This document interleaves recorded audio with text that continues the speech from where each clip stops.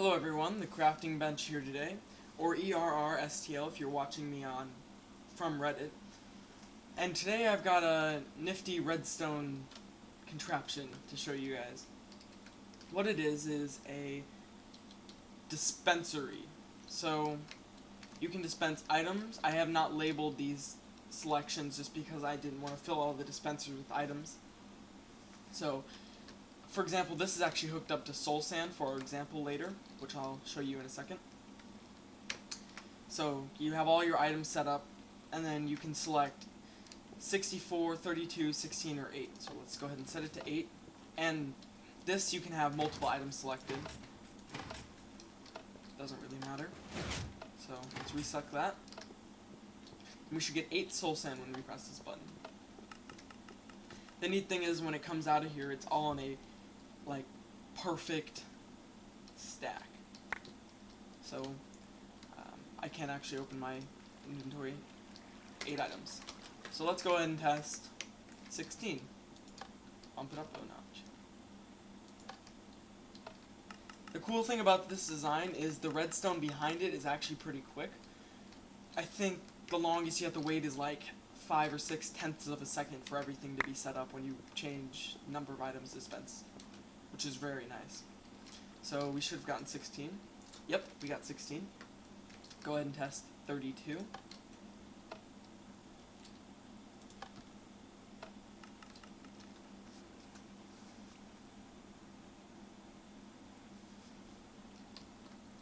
Items just flowing out.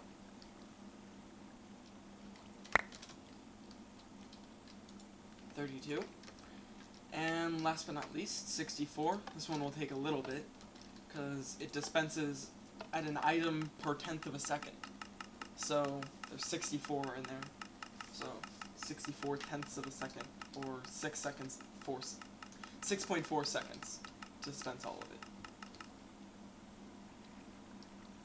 And you may be wondering, well, why not just have it dispense a huge amount and it'll empty the dispenser eventually? Well, I put it to 64 in case you have multiple stacks in there, rather than making it so like when I press 64 it really probably goes up to like 100 something, just so I don't have to get the delay precise. But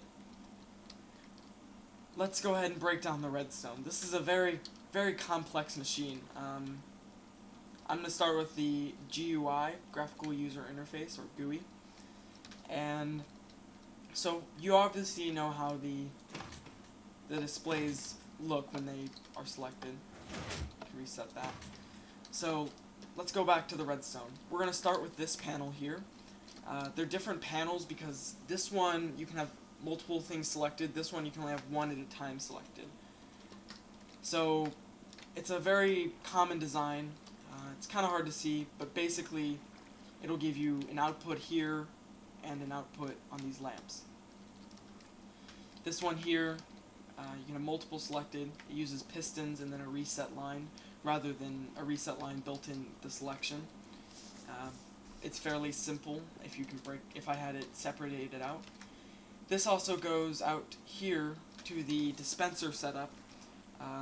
When the clock comes through here, it sends power through a block if it's pushed up, and this causes a redstone update to this repeater rather than actually powering it, because the speed of the clock makes it so that if you had a repeater going straight into a dispenser, it actually wouldn't dispense any items. It's a weird glitch. So what I did was, if you have a torch powering this, any redstone update within a 3x3 around it will cause it to dispense an item. So this being updated really rapidly causes it to dispense a lot of items very quickly.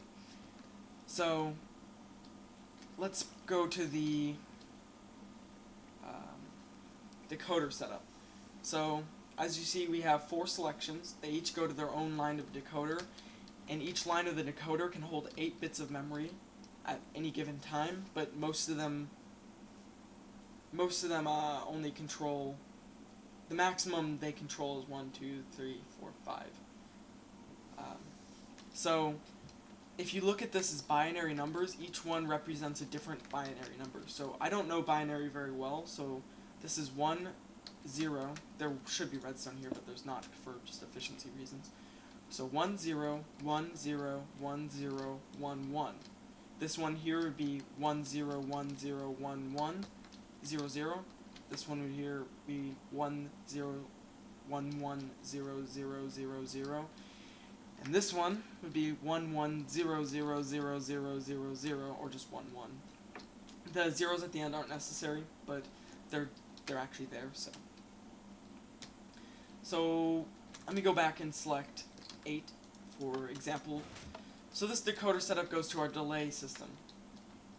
The way the delay system works is when our T flip-flop for our pulsar activates, it simultaneously sends a signal down the delay line and starts our clock. So it starts our clock and keeps it going until the delay reaches a point where it can come back and turn on the T flip-flop. That's controlled using our decoder and user interface. So right now we have 8 selected, so it'll only go as far as here and then come back around and come through here. Whereas if it was like 16, it would come through here and come over here. And then so forth with the rest. So this is a pretty neat design. I came up with it in about 3 hours. I've had extensive testing on this world and a couple other worlds that I've deleted. Like over there was a failed design just because I built that all freehand. This one was a failed design because, I don't know, I think I built it slightly weird and I didn't feel like disassembling it and fixing it. So this one came out perfectly because I had all the parts designed for optimal compactness. Well, to an extent. Like this delay setup probably could be a little more compact, but it's not. I made it long because the decoder's long, so I could have made it stout, but I didn't. So I hope you guys enjoyed. Thanks for watching. If you did enjoy, please give me a like or upvote me on Reddit if you're on Reddit. So thanks for watching. Bye.